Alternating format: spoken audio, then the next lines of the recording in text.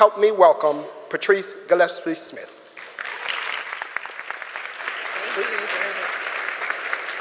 Good morning, and thank you so much for the introduction, Clinton. And I want to say a special thank you to Peter, because my 13-year-old at the conclusion of his presentation said, I had never thought of streets like that, and I think that's a huge win, so thank you, Peter. But today, I get the pleasure of moderating an amazing panel of experts, and because Peter talked about how dry government folks can be, we're actually changing our introductions a little bit. But first, I'm just going to give quick slides on local examples of what we're doing and why this is a great time for safe streets. So there in downtown Miami, we have doubled our population since 2010, and you can see, and the trend keeps on going for more and more density.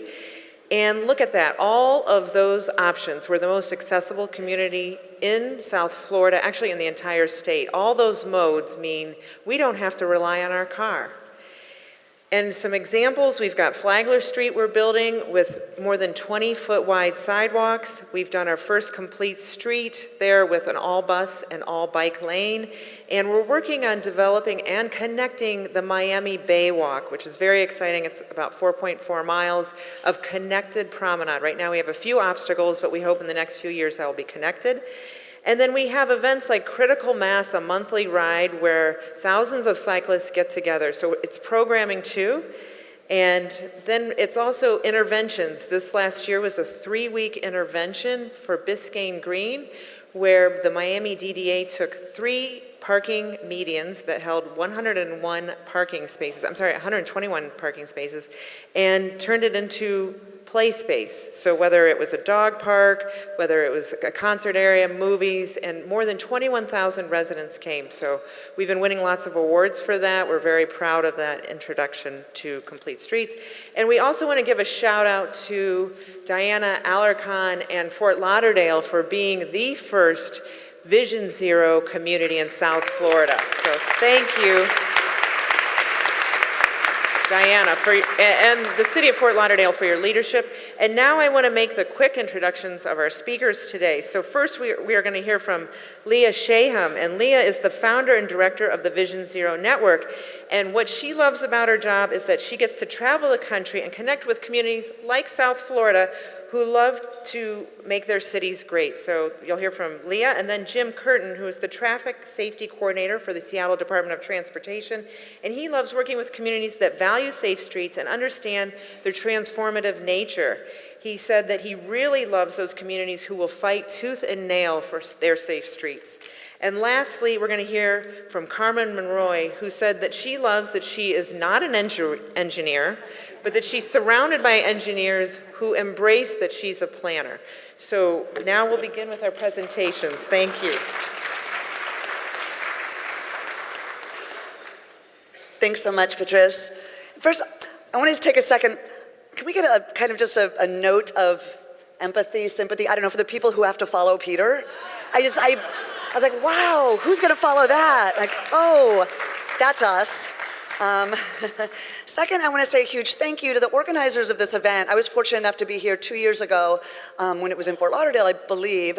Thank you for entitling this and framing this event as the Safe Streets Summit. A lot of people call their event Safer Streets Summit, or their goals safer. And I want to ask here, who wants safer versus safe? Right, we're going to talk a little bit about the difference. It's just one letter. It doesn't seem like a lot of difference, but there's a big difference between safer and safe. And then in the spirit of Peter's great presentation, the real positive and forward-looking energy and examples he brought, I want to just take a minute to say, before I get into some grim statistics, which I will, warning, not too grim, but I'm going to share some statistics that'll hopefully kind of put this in light, what we're doing with Vision Zero. I want to say that the positivity and the creativity and the fun and the garden hose approach that I loved that Peter brought can and should be integrated into Vision Zero. And I think you're going to see some ways of that with Seattle and later in the day with New York City. And I think we're seeing it here much closer to home in Fort Lauderdale. So I just want to mention that because I'm going to go kind of in a different direction at first. But I think these two areas of safety and fun and creativity can absolutely and should be combined, absolutely. How many folks in the room have heard of the concept of Vision Zero? Raise your hand if you've heard of it. No pressure if you haven't. Great, thank you. If I'd asked that question 4 years ago, there might have been like 3 or 4 of us who raised our hands. It's a really new idea, but it's a really basic idea. The goal, Vision Zero, just to be clear, is the goal of 0 traffic deaths or severe injuries among any road users, whether I'm taking transit, walking, biking, or driving. And in a more positive way, let me say, rather than the lack of deaths or severe injuries, it's really the goal of safe mobility for all. Communities committing to Vision Zero say, we want everyone, and we're gonna do everything we can. We're gonna prioritize safety in mobility. And I wanna just stop and say how much bigger that is than, we know this, you all know this, it's clear to me from the speakers already and the folks I've talked with, you know this is so much bigger than transportation.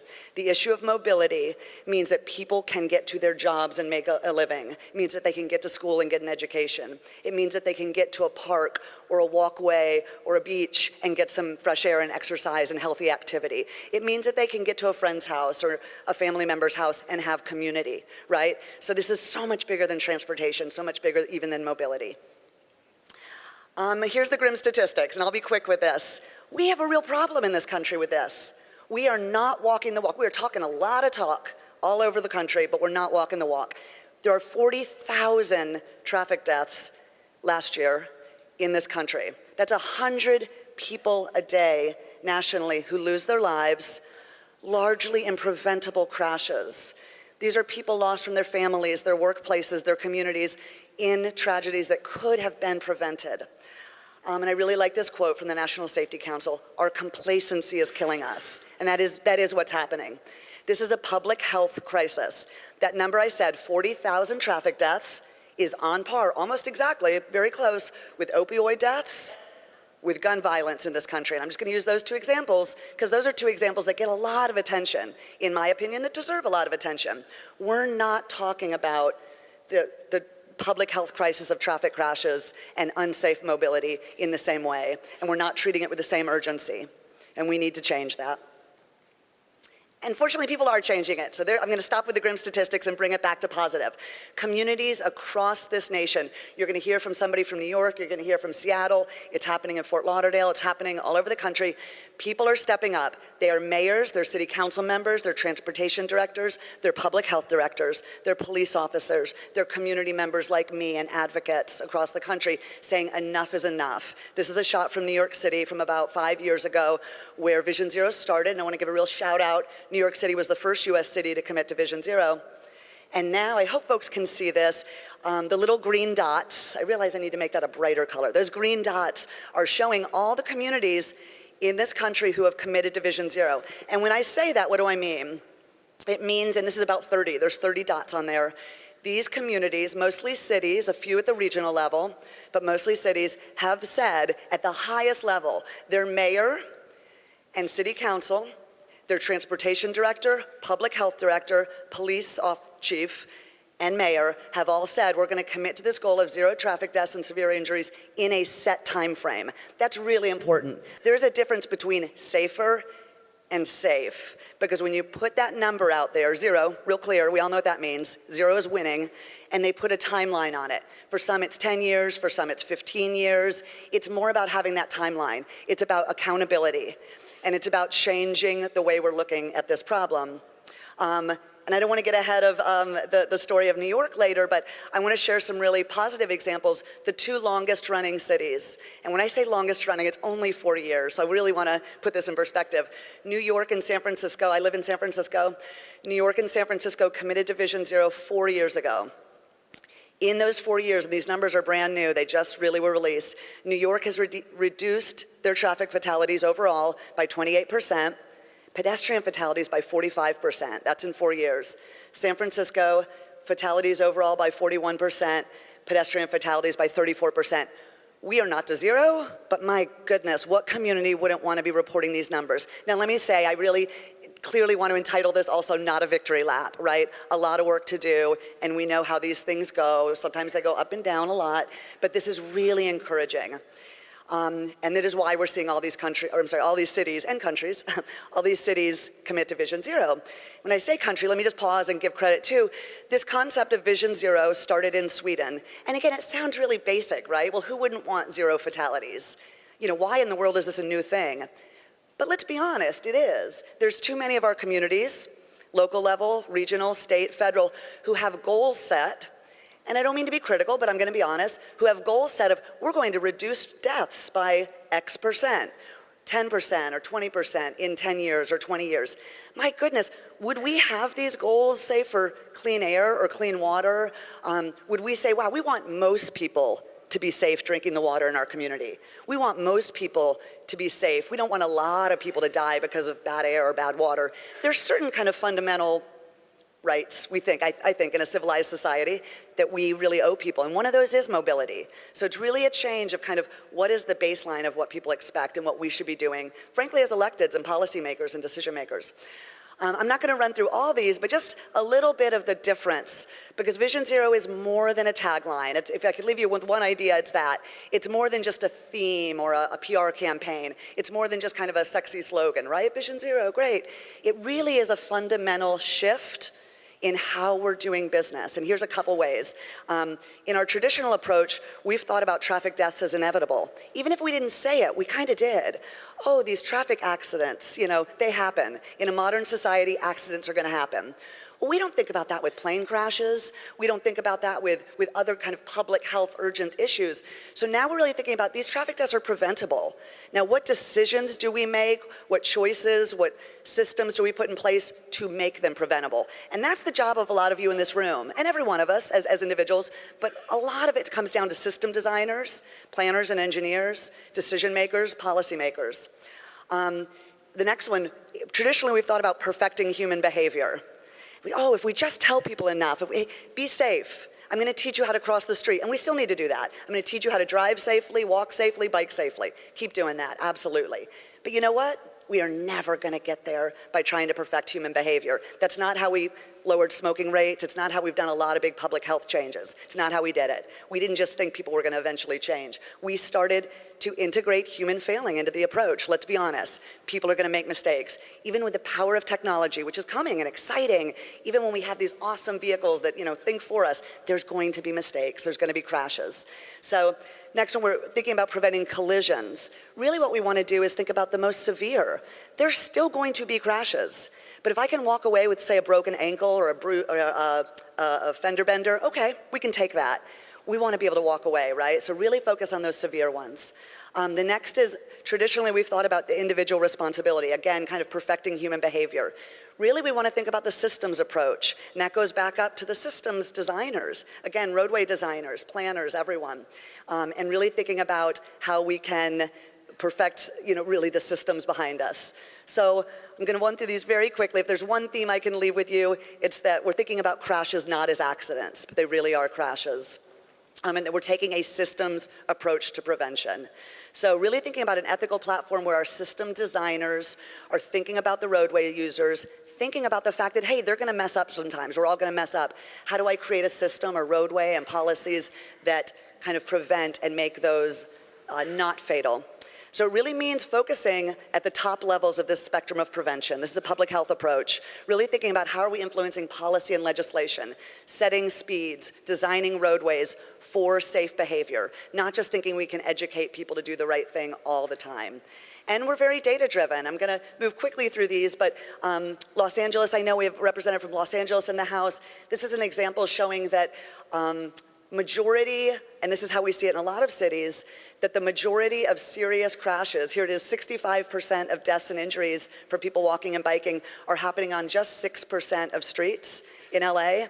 This is a theme in many cities. A relatively small amount of space accounts for a big amount of the problem. Interestingly, and probably not surprisingly, there's also a disproportionate impact on communities that are most vulnerable. These are people walking and biking. These are seniors and children. These are communities of color and low-income communities. Those communities are bearing the greatest brunt of traffic safety.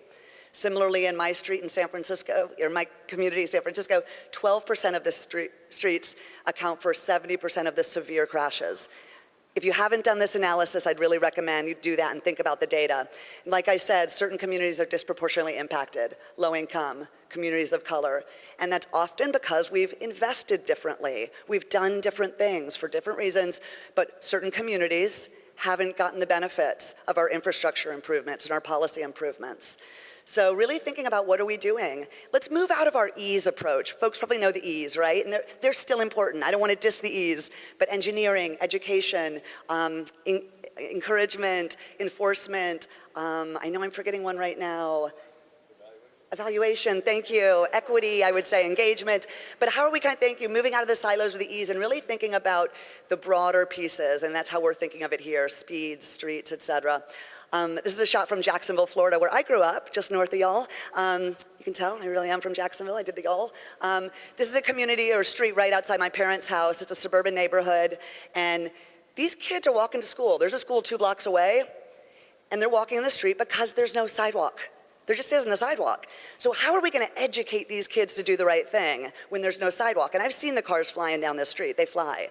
So it is not these kids' fault that they're not doing the right thing, right? There is not a complete streets environment here. So how are you using the urgency, and I would say kind of the ethical responsibility of Vision Zero to build your complete streets, to move past the challenges there? Here's somebody trying to cross a street with no crosswalk, also Jacksonville. This person's in a wheelchair if you can't tell. This person's biking, not a fun place to bike, also Jacksonville, sorry to diss on Jacksonville. But really thinking about our built environment and really thinking about speed. If I left one other slide with you today, it would be this one.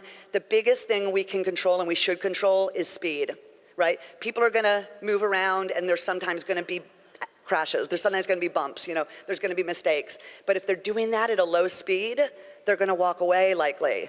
If they're doing it at a high speed, they're likely not going to walk away. That is a life and death decision that you all as policymakers and system designers and community advocates make every day. It's about managing the speed.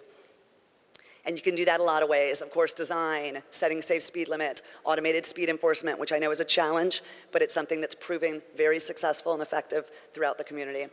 And finally, I'm just going to say it really comes down to leadership. It is so great. I know there's at least 2 mayors in the House and a lot of other high-ups in departments and agencies. It really needs to start at the top. It really needs to be your top leadership, and it really needs to be cross-cutting. This isn't just a transportation problem.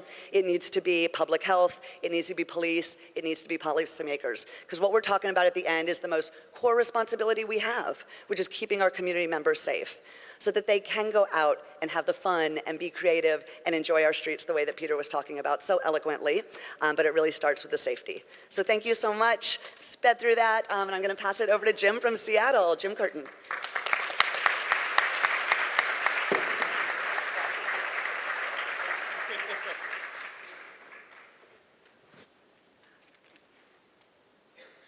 All right, thank you all. While we're getting the PowerPoint up, I just want to say that the Rainworks that was featured in the earlier presentation probably would work really well here. I do want to set the record straight. You guys get way more rain than we do in Seattle. I think 25 more inches, if I'm correct.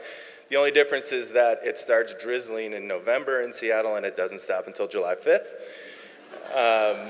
But nevertheless, I'm Jim Curtin and I'm from the city of Seattle. I manage our Vision Zero program and I'm really happy to be here today. Thank you very much. The energy in this room is amazing. Today I'm going to give a little bit of background, move into our program structure, talk about some projects that hopefully will inspire you all to take on some of your most crash-prone corridors here in South Florida, and then finish up with some takeaways.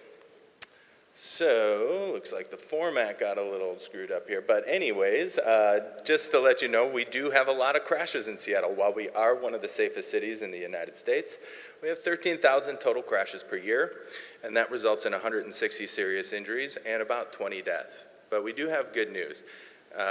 Last year, we had a 20% reduction in those fatal and serious crashes, bringing our fatal and serious crash rate to the lowest level that it has ever been.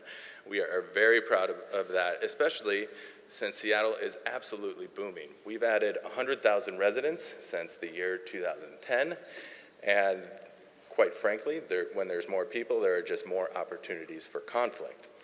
In 2017, though, we don't have all great news to report. We had 11 pedestrian deaths, 4 motorcycle fatalities, 2 bicyclists were killed, and just 2 drivers and/or passengers were killed in traffic crashes. The graphic that you see on the screen is our 3-year running average, where pedestrians, bicyclists, and motorcyclists, those folks that we consider more vulnerable users, make up just a small, tiny fraction of crashes, but they make up about 62% of our traffic fatalities. Last year, it was 90%. So our data gives us very clear direction on what we should be focusing on as we move forward. Furthermore, it's very compelling that the folks who are being hit and killed as pedestrians typically are older folks in our community. And as the baby boomers age, there's going to be a higher demand for more high quality infrastructure, more safe streets, more safe crossings. It's something that we need to consider as a society and as a nation as a whole. Impaired driving continues to be a top contributing factor in the city of Seattle, but I would mention also that failing to yield to pedestrian is a close second. In Seattle, we're lucky. There is a really, really deep-rooted culture of safety. In the year 2000, which was just 3 years after Sweden developed and launched Vision Zero, our state launched the Target Zero plan, which calls for zero fatal collisions by the year 2000. That was started by a Seattle police officer who had moved on to the state level. And in 2012, we did something very similar to this. We had a rash of serious crashes in Seattle, and our mayor at the time had a Safe Streets Summit, and that gathered folks from the Departments of Transportation, the police department, public health organizations, and we all sat around, we talked about data, and what came out of it was our 2012 Seattle Road Safety Action Plan, which was the first time that we said we want 0 deaths on our street. It wasn't quite Vision Zero, though. It was very much focused on those behavioral issues that we know are causing trouble on our streets: speeding, distracted driving, impairment, failure to yield. Then in 2015, following the lead of New York City and San Francisco, our mayor said, "I want Vision Zero." And we said, "Thank you, Mayor, we do too." And we launched that as a mayor's initiative in a very short time frame. We did not really bother going through some of the more formal steps of getting council approval at that time. We just said, we're going for this. This is going to be our transportation safety goal. And then, subsequently, we codified that through our comprehensive plan update. So having Vision Zero in our comprehensive plan is very powerful because it is not just the safety goal for the Department of Transportation, the police department, or those organizations. It is the safety goal for the entire city. So it's a very powerful way to formalize Vision Zero. Equity, I'm getting into the program structure a little bit here. And I want to start with equity. Equity is something that I think Seattle has excelled at over the years. Now, we still have a long ways to go. We're still learning a lot. But every single project that we have is required to go through what we call our racial equity toolkit so that we understand the audiences that we are working with, so that we understand the communities and their problems. We need to understand what languages these folks are speaking, and we need to adjust our strategies accordingly to that. And I will get a little bit deeper into that and give you a practical example of how we've used equity to really bring powerful voices that had not been really in the conversation before a little later in my presentation. The pie chart that you see up there is an example of what happens when you just rely on things like online surveys. You get the folks who have access to technology who respond, and some of the other communities who we really need to hear from are left out. Engineering, I'm really sorry about the format here. I promise I did not submit these slides with the trailing G there. But engineering is really the heart of Vision Zero. We need our streets designed so that people don't feel like they can go 60 miles an hour through a neighborhood or through a business district. We need streets where it is intuitive for people to slow down and consider the other folks who are on the streets. So in Seattle, we have a really wide range of projects. We have our big capital projects and our spot projects. And I think one of the biggest successes that we've had from Vision Zero is that in our Complete Streets program, in the past, we thought about, what does our bicycle master plan say? What do all these other plans say? But we really hadn't thought about crashes much. And so we've incorporated into our Complete Streets checklist the crash data, so that when we're going out there and completely rebuilding an intersection, we're not just putting it back the way it was, but we're doing things to address the existing crash problems and making safer streets for all the modes. We have low-cost, big-impact corridors that we can design and implement in a very short time frame. And of course, we are implementing our master plans, our PED master plan, our bike master plan, and our transit master plan as well. Vision Zero has been a game changer for enforcement, whereas in the past, the cops would meet and say, go write tickets, guys, and they would go someplace really close to the office and write a bunch of tickets. Now they are going to locations where we've had trouble, and they are addressing the top contributing causes, those behaviors that we know are causing fatal and serious crashes on our streets. We're also big fans of automated photo enforcement, and the graph shows that our red light camera has reduced crashes at 39 intersections by nearly 50%. I can't say enough about how effective these systems are, and while some people might not feel super great about photo enforcement for various different reasons, these technologies are extraordinarily effective at reducing crashes. In addition, we employ what we call high visibility enforcement, which again is informed by our racial equity toolkit. We go out and we know that enforcement could have unintended consequences in our communities. And so what we want to do is we want to tell people that we are going to be on a street at a certain time, looking for certain behaviors. And then we want to light up our city's network of dynamic message signs and say, hey, these patrols are going on right now. And we're, again, going to focus on those top contributing crashes so that all of the different facets of Vision Zero are connected. I will say that we've been doing this for the better part of 3 years now. And every time we illuminate our dynamic message signs, we get great results. Over the 3-year period, we have had just one fatal crash when these have been on, if you will. And these are on during like the big holiday seasons, New Year's Eve, St. Patrick's Day, etc. Education is a big component of our work. I want to highlight the two signs in the middle, 20 is plenty and keep kids safe. This is part of our yard sign program, and I think this is something that's really easy to implement. These are like little political signs that you see in yards. We make them and we give them away for free, and they are all over the city of Seattle. You cannot go very far without seeing one of those, and I think that this really does help kind of spread that culture of safety in the city of Seattle. But we also go the extra mile, and whenever we're doing any sort of ad campaign, we want to make sure that we are reaching all of the communities in Seattle and not just those folks that speak English. And evaluation is critically important. It guides our investments, it helps us improve our countermeasures, and it really builds public trust. So when we go out and say, we're going to take a lane away from this road, people don't just look at you and say, you're crazy, are you kidding me? We can say, hey, look at these results. Don't you want a safer street? Research is a huge part of what we do in Seattle. We partner with our local institutions like the University of Washington and the Harborview Medical Center, which is our level 1 trauma center, to really dig into the data and determine where are the highest risks and what we can do about it. We recently completed our bicycle and pedestrian safety analysis, which is, our lawyers won't let us say predictive, but it is a predictive crash tool where we are looking at the various different environmental factors which commonly lead to crashes, applying that model citywide, and trying to proactively deploy countermeasures to prevent crashes. And then that research leads to legislation.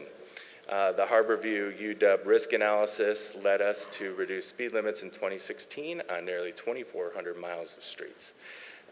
20 miles per hour is now our default speed on all of our non-arterial streets, and 25 miles per hour is our speed limit in the city center. Funding is a huge part as well, and we're lucky enough, again, to have that deep-rooted culture of safety. We went to the voters in 2015 with a giant package, a $930 million levy. Vision Zero was one of the legs, if you will, that supported that levy, and it passed with nearly 60% of the vote. I do want to get into some practical examples here. This is Northeast 75th Street. We had, actually Leah had a picture in her presentation of some children sitting around where we, near some signs where we had a really bad crash. We got out there, worked with the community, and significantly changed the street in just a 6-month period. We had super wide lanes. We had all sorts of Wild West behavior where people were passing on the right, passing on the left, doing all sorts of crazy stuff. And in 6 months, we were able to reduce crashes significantly and reduce high-end speeding, those folks who are going 10 or more miles per hour over the speed limit, by nearly 80%. On Dexter Avenue, we took away lanes of traffic, built transit islands, and significantly changed the nature of this street. We faced some pretty heavy pushback from some of the businesses out there, but the results speak for themselves. Collisions down 19%, volumes up, transit ridership up, and economic activity up as well. But I really want to focus on Rainier Avenue South. Rainier is the undisputed king of crashes in the city of Seattle. It's a former state route, and while the communities around this roadway had changed significantly over the years, the road really hadn't. It really functioned as a state route where we had really high speeds. This is also a major transit street where we have about 15,000 people that ride the bus every single day. It's also the most diverse community in Seattle and one of the most diverse communities in the entire nation. So we went and worked with these folks who are hired by our Department of Neighborhoods to actually do live translations at our community meetings. We went to where they were, at grocery stores, at parks, and on the streets, and we basically heard these voices that had not been heard before. And I can tell you right now that these folks changed the entire nature of the discussion because we heard about the trouble folks were having out on the street. Rainier had a crash every day. Those crashes led to significant delays on the corridor.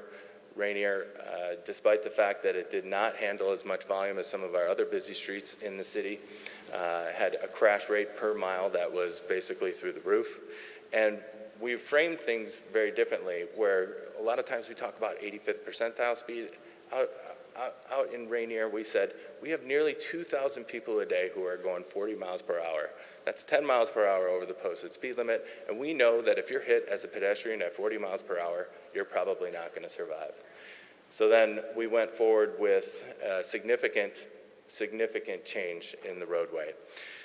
We basically took away some lanes of traffic, but we wanted to make sure that transit moved efficiently through the corridor, so we added some bus lanes, we added some transit signal priority, and the results are fantastic. Serious and fatal injuries are down 100%, 0. It's amazing.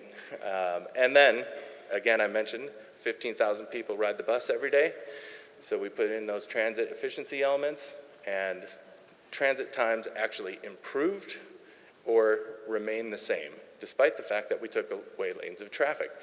This is highly important in a city that continues to grow. We want transit to remain efficient, reliable, and attractive to those folks, and we want the buses to be on time because we want to be, make sure that we're, down with OTP. So anyways, Rainier was a huge success story. We're moving forward with the next phase of this work this year. And I'll just leave you with this one bullet here. The one thing I think that is most powerful about Vision Zero is that it provides our decision makers with that framework to make the tough decisions. When you have a goal of 0 fatalities, it's very hard to say, no, we are not going to do that project because there are folks in an uproar in the community. Thank you very much.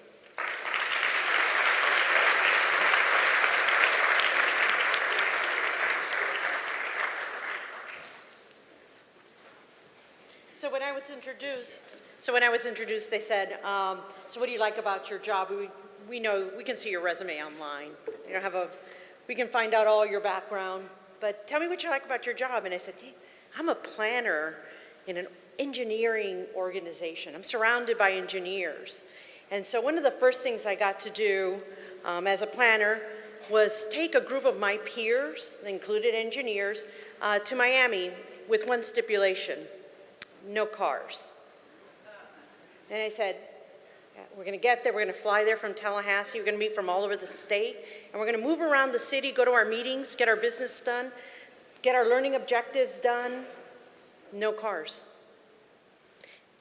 And I want you to walk with me as you see these engineers and these planners, and they walk and they see across the street where they need to go. They see their destination, and they're here on this walkway, and they see this, and they stand there, and then they see the destination and their sidewalk ends, and then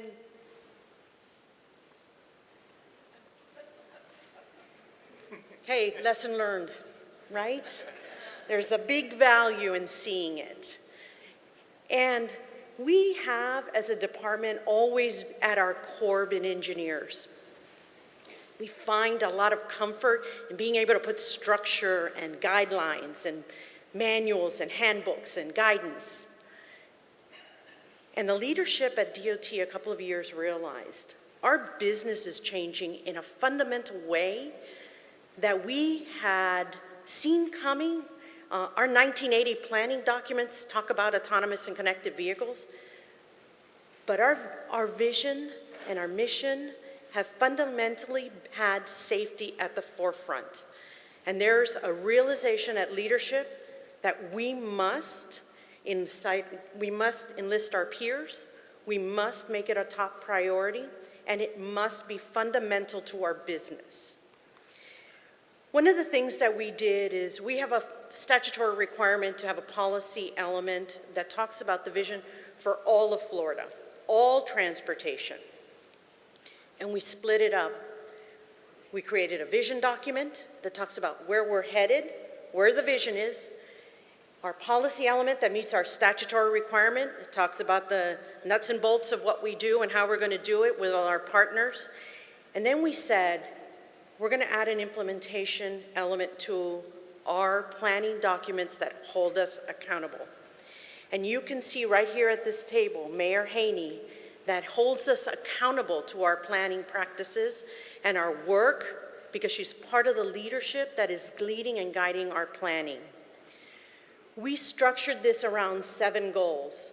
We talked a little bit more about safety. Safety wasn't enough. It's safety and security. And I'm going to highlight 2 places, because in the past we had just pulled out safety and said, it's in this box over here all by itself. We all want it, feel good to say we want it. And then we said, no, it's a fundamental part of our business. And it shows up in 2 places in our planning documents. The first one is safety and security. It's not enough to have a body count. It's not enough. It has to be a total commitment to 0 fatalities. And then we talked about quality places, and we talked about choices for our public that is using our transportation network. It is all of those things connected. It's state roads, but it's your part of the network as well that we connect to. And it came up as part of one of the things that makes this a great place to live. I can tell you the words that our secretary said to us the other day. He said, I can't tell you what autonomous vehicles are going to do. I can't tell you what connected vehicles are going to do. Can't tell you what the private industry is doing. I can tell you that the population in Florida will continue to grow, because this is one of the states that has it all. We have an incredible amount of resources. More people are coming. Every one of them represents a huge investment for the state, and there is no one life that is worth anything else that we do. One of the things that I do is head up the Bicycle Pedestrian Partnership Council. In the past, because of true to our engineering roots, we had this very structured group where we had law enforcement and we had cities and municipalities present. We had all these little seats and everyone sat in there. And we've changed up this group. This is completely open to the public. These meetings are always open and advertised, and I invite each of you to follow us and to look at what we're doing at this group. We have opened the table to voices that traditionally had not been able to speak to the department. When the department has a policy related to bicycle and pedestrian issues, this council group hears it first. And we just listen. We have Bicycle House, that's a nonprofit that takes persons who are disenfranchised, that cannot drive, they've lost their driver's license, that cannot afford a vehicle, and provides them a bicycle and teaches them how to use it safely. Voices like that that are at the table that say, you know, when you put out a document and you put the spandex clad elitist, the pointy hat and the spandex, and you put it on your cover, you're talking to that guy. But you're not talking to the student that's getting to school. You're not talking to somebody who has no other means. And just that small realization that our public is bigger has been one of the most important things that this group does. I invite you to join it. I invite you to look at what we're doing. There's a variety of planning documents where we reinforce safety and we talk about it.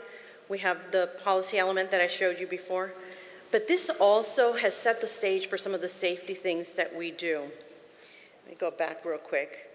The Florida Department of Transportation has embraced Target Zero. And we have looked very carefully at some of the coalitions. We've structured some of the issues that we have been dealing with safety issues. And just as an example, I'll show you the motorcyclists because we're hardly enthusiasts. One of the things that they included in this coalition is emergency response. They had an emergency room doctor sit on this coalition and talk about the type of injuries that these vulnerable road users experience and incorporate it so that when we talk to EMS, we tell them, look, this vulnerable road user is likely to have these types of injuries so that you can better respond in your emergency. This is a multifaceted approach that safety is running through all the things that we do. And then many of you are familiar with our Complete Streets discussion. Talked for a year about doing a handbook, putting out a handbook. We're going to give you guidance on Complete Streets. The department is going to embrace it and show you how to do it. And then we didn't. And we didn't do it because it cannot be a separate effort from the things that the department does. So our leadership very wisely said, the Florida Design Manual is what guides our engineers, our road engineers, our discussions, is what guides the things that we do on the ground. And you know what? Complete Streets is in it because it's fundamentally part of the things that we do now. And I will tell you, when we talked to the engineers, they all went, yeah, that makes sense. And then we talked to our partners and they went, what? Are you changing? And we said, no. I'll tell you a secret. In the earlier presentation, you heard about breaking the rules. I will tell you a little secret about the Florida Department of Transportation. Our manuals, every guidance that we put out, every direction that we give in writing, in our guidance, always has an exception criteria because the local people know their roads better. You know your vision. You know your community. And it is imperative that you're part of the conversation. And we have also changed our guidance to our engineers. And when you hear a dissenting voice and something that we're doing, we no longer say it's dissenting. We say that's a voice we need to hear. We don't talk about people at the table who are saying they're opposition to what we're doing. That's not the way to voice that. The department looks at people who bring concerns to the table as a stakeholder and part of the solution. If you're not part of the discussion, if you're not part of the conversation, we can't address it.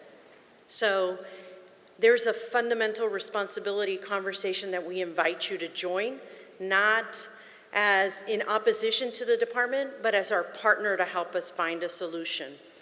We have invited all of the people, all of the representatives from these organizations to be part of our network, part of our solution, part of our conversation, because they are part of what makes the department successful. And I will tell you one more thing before I end my conversation. Federal Highway has been moving towards performance-based management. One of the things that the department has been embracing and talking about, and the first measure that we must discuss, is safety. And Federal Highway wanted a number. They wanted an extrapolation based on vehicle miles traveled, our network, how we were doing performance.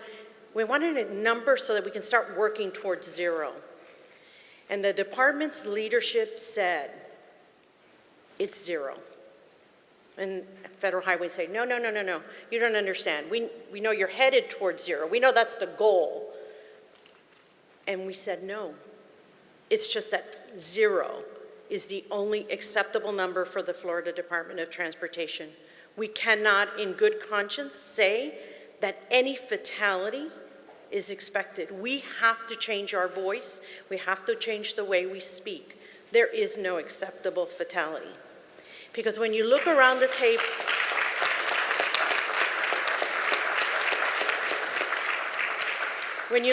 table, every one of us is important, and any one of us could be part of that statistic.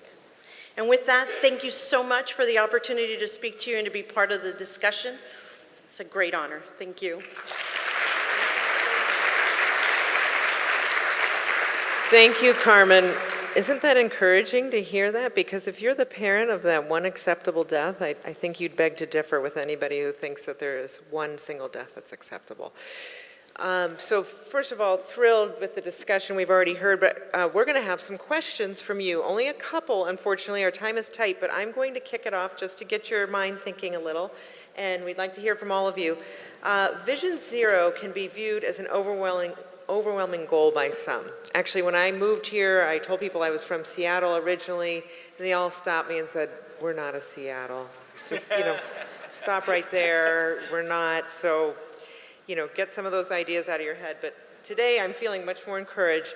And I'm hoping our speakers can tell us how they recommend making this critical measure manageable, yet ultimately achievable.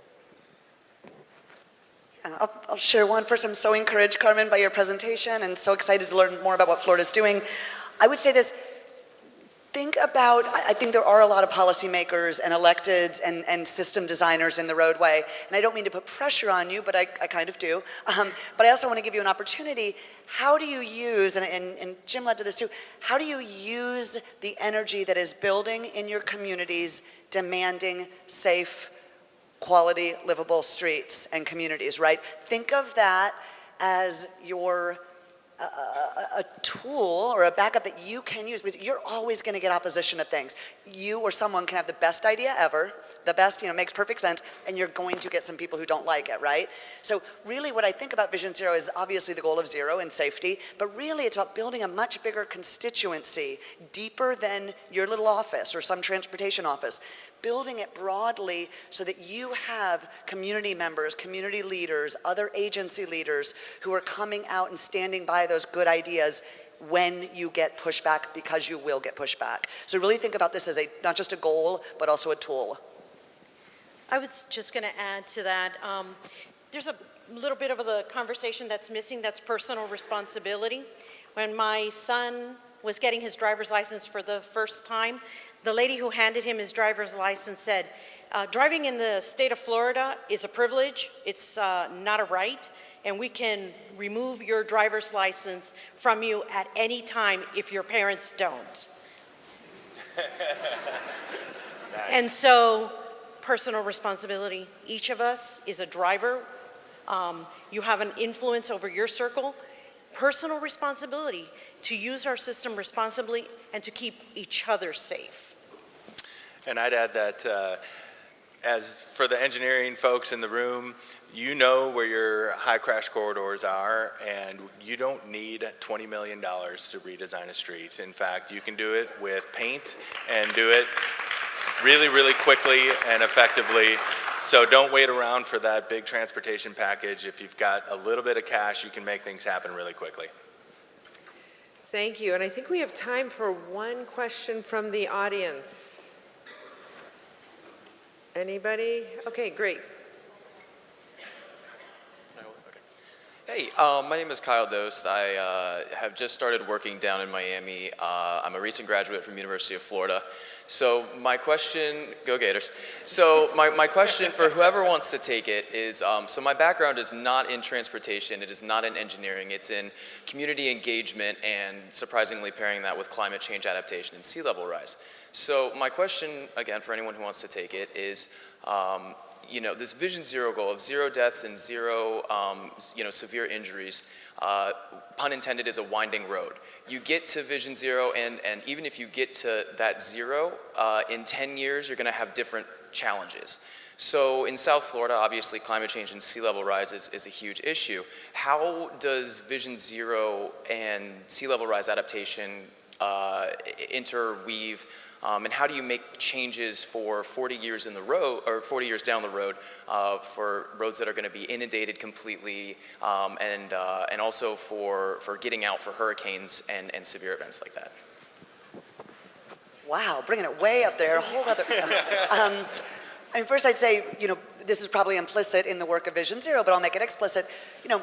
There's a real emphasis on particularly walking and biking, because we know walking and biking are more vulnerable physically. So just thinking about, how are we creating a system that is more walkable, bikeable, is obviously going to have great environmental impact. So people aren't going to walk and bike more if they don't feel safe walking and biking, and if they don't have complete streets to do it. So, in the long run, how are we building the communities for the activities we want to see more of, and less for the ones we want to see less for? That. But then also I'd say one thing Vision Zero does, again, is taking out of just the transportation problem, transportation solution, right? We work a lot more with public health than I think we have in the past. We should be working more with resilience and climate change folks than we are. So this is a good reminder to us, but really thinking about it as the big picture health of the community and the people. I think one of the things that you bring up very clearly is that the problem always changes, right? There are always new challenges on the horizon. The solution is rethinking of the way that the things that we traditionally hold. So we talk about capacity. It's not capacity of vehicles. It's capacities of persons, of moving and connecting people and goods. It's bigger than just moving cars. And then the second thing is really innovation. Our innovation is happening all around us every day. Things are changing. Who would have predicted that cell phones would have taken over every form of communication for us? So it's being open and receptive to innovation and looking for those solutions to change the way we solve our problems. And I'll be quick. I just say that Vision Zero, it certainly focuses a lot on those vulnerable users, the pedestrians and the bicyclists. But in Seattle, we've had huge growth in the last few years, and transit has really absorbed a lot of those trips. And for us, we want to make sure that if you're riding the bus, that bus remains the way that you want to get to and from work, or wherever you're going, really, whatever kind of trip you're making. So when we go and redesign a street that we know has a big crash problem, we are extra sensitive not just to the pedestrians and bicyclists, but also to the buses and or the trains and the crossings that we are building out in our community. Well, I want to thank our panel one more time, and I also want to thank every champion that is out here, because these folks are successful because of champions like you. So please, I hope you're inspired, and I hope you make a goal that you're going to change something. I'm already thinking of a few things in the county, so county folks, we're going to be talking. So anyway, thank you for the panel, and you'll be available for questions afterwards, right? Okay, thank you.